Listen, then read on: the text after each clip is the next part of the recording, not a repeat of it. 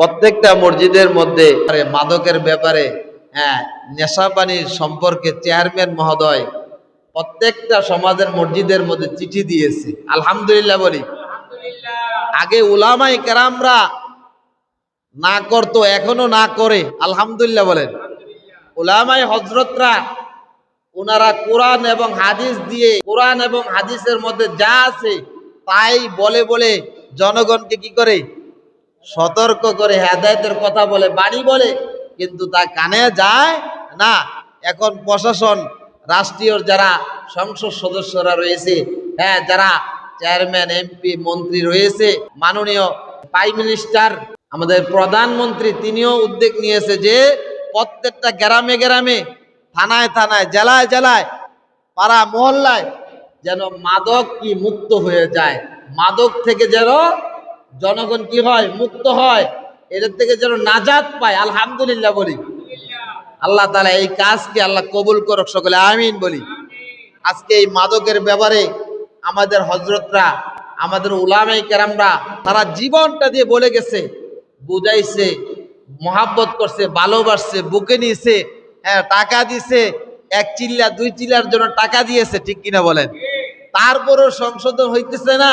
সংশোধন হবে আলেমদেরকে যদি সাথে নিয়ে কাজ করে প্রত্যেকটা সমাজের মধ্যে প্রশাসন, তাহলে প্রত্যেকটা সমাজ আল্লাহর ওয়ালা হয়ে যাবে এবং নূরে নূরান্বিত হয়ে যাবে, ঠিক কিনা বলেন? কেন আলেম ছাড়া কোনো বিকল্প নাই।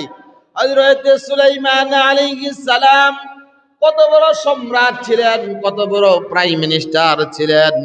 হযরত সুলাইমান আলাইহিস সালাম তিনি এত বড় পয়গাম্বর হওয়ার পরেও তিনি যখন রাষ্ট্রকে পরিচালনা করেছেন, তিনি রাষ্ট্রের পরিচালনার মধ্যে সংসদের সামনের যতগুলা চেয়ারগুলা আছে, এই চেয়ারগুলা রেখেছে আলেমদের জন্য, হক্কানি রব্বানি মুত্তাকিন আলেমদের জন্য চেয়ারগুলা রেখে দিয়েছে। আল্লাহু আকবার। সুলাইমান পয়গম্বর নবী বলেন, আমার এই সংসদের মধ্যে যখন আলেমরা থাকবে, দেশের মধ্যে কোনো দুর্নীতি হবে না, দেশের মধ্যে কোনো চাঁদাবাজি হবে না, দেশের মধ্যে কোনো মাদকের কোনো বিষয় হবে না, দেশের মধ্যে কোনো হানাহানি কাটাকাটি কিছুই হবে না। সুলাইমান পয়গম্বর নবী বলতেছেন যে আমি যদি এরকম ভাবে উলামায়ে কেরামদেরকে রাখি সামনের কাতারে, আমার ভুলগুলাও ধরা পড়বে। সুবহানাল্লাহ। পয়গম্বরদের কোনো ভুল আছে বলেন? ভুল নাই, ওনারা নিষ্পাপ, কোনো ভুল নাই। পয়গম্বর বলতেছে আমার এই আলেমদের মাধ্যমে পুরাটা দেশ যদি পরিচালনা হয়, পুরাটা দেশের মানুষগুলা, খারাপ মানুষগুলা আল্লাহ ওয়ালা হয়ে যাবে, মুত্তাকি হয়ে যাবে, ফরহাজগার হয়ে যাবে। আল্লাহু আকবার। প্রত্যেকটা সমাজের মধ্যে দেখবেন আলেম কম না বেশি? কম না বেশি? কম। কেন? আমরা আলেমের মহাব্বত করতে পারি না, এই জন্য কি কম। ক্ষেত কামারে দেখবেন ফসল কম না বেশি? কম। কেন? চাষাবাদীর কৃষক নাই, এর জন্য ফসল কি নাই। আর আমরা কি করতে পারি না? আলেমরে মহাব্বত করতে পারি না। এই জন্য নিয়ম হলো আলেমকে দেখলে সম্মান করা, তার সাথে মুসাফা করা, তার কোলাগুলি করা, তাকে কিছু হাদিয়া দেওয়া। আলহামদুলিল্লাহ বলেন। এগুলা তো উইঠে গেছে, এগুলা কি উইঠে গেছে। মহাব্বত বাড়ানো, সেই আলেম তোমার জানাজা দিবে, সে যত বড় খারাপ হোক, যত বড় আল্লাহ ওয়ালা হোক, এলাকার প্রত্যেকটা মা বোন এবং প্রত্যেকটা আমার যুবক ভাই, প্রত্যেকটা মুরব্বী বাবার, ছোট্ট ছোট্ট কচিকাচা সমস্ত বাচ্চাদের দায়িত্ব কার উপরে বলেন? একটা ওলামায়ে কেরামের উপর, একটা ইমাম সাহেবের উপর। আল্লাহু আকবার বলি। এজন্য আলেম, আলেমকে সম্মান, মহাব্বত, ইজ্জত দেওয়া আমার একান্ত কি জরুরি। তাদের সাথে আসা বসা এবং মাসলা মাসাইল জানা, নামাজের মাসলা, গোসলের ফরজ, তাইমুমের ফরজ, এরকম ভাবে নামাজের আয়দা কায়দা নিয়ম কারণগুলা জেনে আখিরাতের সম্বলগুলা তৈরি করা, আখিরাতের সামানাগুলা কি করা, প্রস্তুত করা। আল্লাহ তাআলা আমাদের সবাইকে কবুল করো, সকলে আমিন বলি। বলে মাদকের বিষয়টা কি? আল্লাহ তাআলা বলতেছেন 7 নম্বর পারা, কয় নম্বর পারা? 7 নম্বর পারা, 2 নম্বর পৃষ্ঠা, প্রথম আয়াতের মধ্যে আল্লাহ তাআলা সূরা মায়েদার 90 নম্বর আয়াতের মধ্যে আল্লাহ বলতেছেন, ইয়া আইয়ুহাল্লাযীনা আমানু, হে যারা ঈমান এনেছে, আল্লাহু আকবার, হে যারা ঈমান এনেছে, কারা ঈমান এনেছে? আমরা যারা মুসলমানদের সন্তান, মুসলমানের ঘরে হয়েছি, আমাদের মা মুসলমান, আমাদের বাবা মুসলমান, আমরাও মুসলমান হয়েছি। এই জন্য আল্লাহ তাআলা বলতেছেন সূরা মাইদার মধ্যে 90 নম্বর আয়াতের মধ্যে বলেন, ইয়া আইয়ুহাল্লাযীনা আমানু, হে যারা ঈমান এনেছো, আল্লাহু আকবার। কত মায়া করে, কত ভালোবেসে আল্লাহ তাআলা ডাক দিতেছেন। যিনি আসমান বানাইলো, জমিন বানাইলো, কুল কায়নাত বানাইলো, যারা শিরিক করতেছে তাদেরকেও বানাইছে। আল্লাহু আকবার। এই পর্যন্ত দেখছেন যারা শিরিক করতেছে, হিন্দু জাতি, বৌদ্ধ জাতি, খ্রিস্টান এবং ইহুদি নাসারা, যারা এরকম ভাবে আল্লাহকে বিশ্বাস করে না, শিরিক করে, আজ পর্যন্ত দেখছেন আসমান থেকে গজব হইয়া তাদেরকে গ্রাস করে ফেলেছে। কেন কেন তাদেরকে গ্রাস করে না, ধ্বংস করে না? কারণ হলো আপনি আমি যে এক রবকে স্বীকার করেছি, এক আল্লাহকে স্বীকার করেছি, কুল কায়নাত যিনি সৃষ্টি করেছেন তাকে স্বীকার করেছি, তিনি আমাদের উসিলা, তাদেরকে হেফাজত করতেছে। সুবহানাল্লাহ। আল্লাহ তাআলা এই দেশটাকে, এই এলাকাটাকে, এই মহল্লাটাকে আল্লাহ তাআলা হেফাজত করতেছে, সচল রাখতেছে, অচল করতেছেন। আল্লাহু আকবার। আল্লাহ তাআলা এই জন্য বলতেছেন, যারা এই মাদক আসক্ত, হ্যাঁ, নেশা পানি করে, মদ খায়, জুয়া খেলে এবং নেশা পানি করে বিভিন্ন ধরনের, তাদের কথাই আল্লাহ তাআলা বলতেছেন, তাদেরকে মহাব্বত করে, ভালোবেসে, রহমতের চাদর নিয়ে নিয়ে আল্লাহ তাআলা ডাকতেছেন, ইয়া আইয়ুহাল্লাযীনা আমানু, হে যারা ঈমান এনেছো, ইন্নামাল খামরু, নিশ্চয় মদ। খামর অর্থ কি? খামর অর্থ কি? মদ। ইন্নামাল খামরু ওয়াল মাইসিরু, আল্লাহ তাআলা দ্বিতীয়টা বলতেছেন মাইসিরু, জুয়া। জুয়া জুয়া কি বলেন?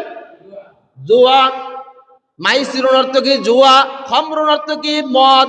মাইসিরুর অর্থ কি? জুয়া। ইন্নামাল খামরু ওয়াল মাইসিরু ওয়াল আনসাবু,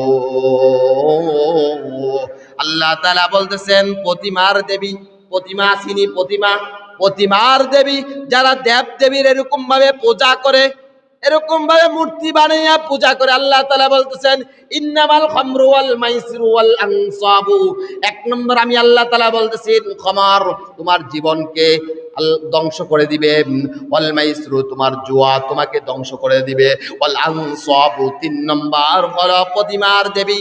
প্রতিমার দেবী সারাটা জীবন যার পূজা করলা, তাকে তুমি সামনে নিয়ে বলো কিছু খাও, কিছু দাও, দিতেও পারে না, খাইতেও পারে না। পারে বলেন?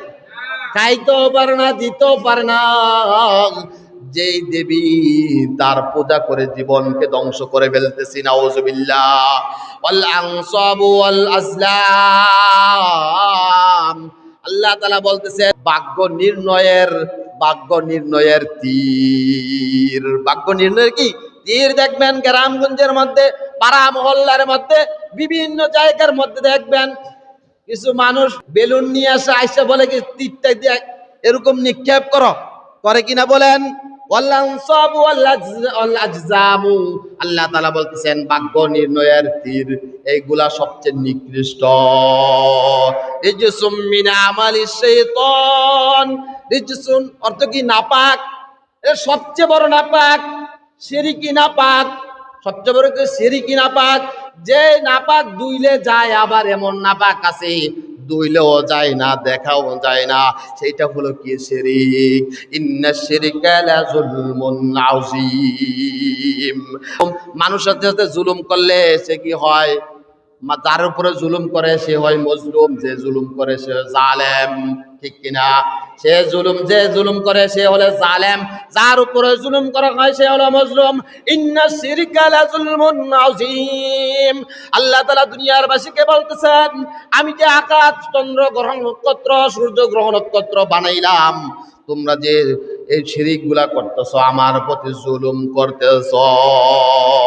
আল্লাহর প্রতি কি করতেছি? ওয়াল আনসাব, প্রতিমার দেবী বানাইয়া কি করতেছি? তার পূজা করতেছি, তার পূজা করতেছি। এরকম ভাবে তাকে কি খোদা মানতেছি, যে খোদা খাইতেও পারে না, দেখতেও পারে না, কিছু দিতেও পারে না, উপকারও করতে পারে না, এমন কি করতেছি? প্রতিমার দেবীর পূজা করতেছি। নাউজুবিল্লাহ। ওয়াল আনসাব ওয়াল আজসাম। এজন্য আমার মুসল্লি বাবারা, যুবক ভাইয়েরা, পর্দার অন্তরালে অবস্থানরত আমার মা ও বোনেরা, আপনাদের সন্তানটাকে আলেমদের সাথে সম্পর্ক রাখা, হাফেজদের সাথে সম্পর্ক রাখা, মুফতিদের সাথে সম্পর্ক রাখা, এলাকার মধ্যে যে সমস্ত ছেলেবেলে মাদ্রাসায় পড়ে তার সাথে বন্ধুত্ব গড়ে তোলা, ঠিক কিনা বলেন? তাইলে সে কোরআনের এলেম শিখতে পারবে, কোরআনের নূর তার দিলের মধ্যে পয়দা হবে, ঠিক কিনা বলেন? আল্লাহ তাআলা বলতেন রিজসুম মিন আমালিশ শাইতান, এটা এমন নাপাক শয়তানের ঘৃণ্য প্রতিফলন। রিজসুম মিন আমালিশ শাইতান, শয়তানের কি ঘৃণ্য প্রতিফলন।